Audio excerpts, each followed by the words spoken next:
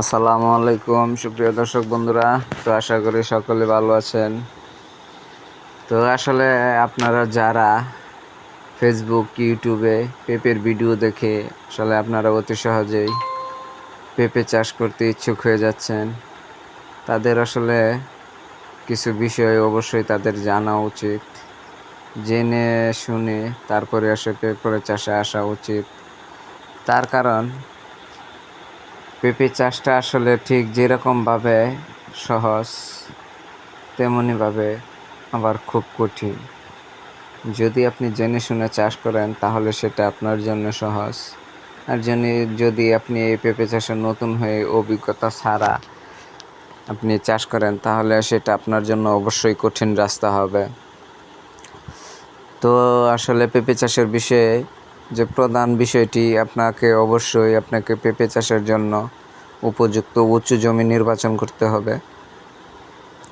তো আপনি যদি উঁচু জমি নির্বাচন করেন তাহলে তার সুবিধা হচ্ছে কি, আপনার গাছের গোড়ায় পানি জমবে না। এই যে পেঁপে গাছগুলো দেখতেছেন, পেঁপের কন্ডিশনগুলো যাই দেখতেছেন, এটা আসলে মূলত এই জমিতে যদি বেশি না 5 থেকে 6 ঘন্টা পর্যন্ত পানি জমে থাকে তাহলে এই জমি অবশ্যই একদম লালচে হয়ে যাবে এবং নেতিয়ে পড়ার সম্ভাবনা থাকে। পেঁপে গাছ একবারেই পানি সহ্য করতে পারে না।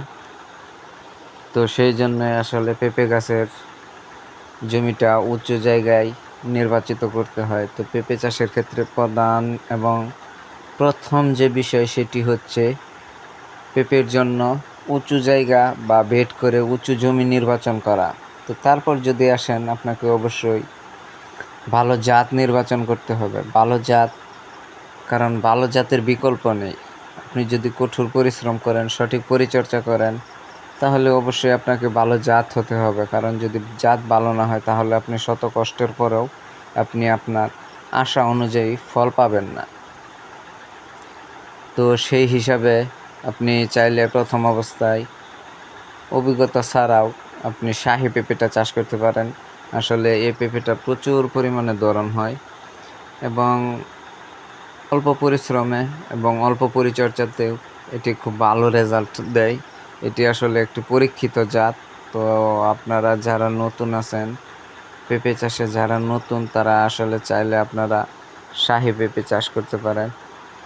এটি মোটামুটি খুব ভালো রেজাল্ট দিচ্ছে, সারা বাংলাদেশে খুব আলোড়ন সৃষ্টি করতেছে।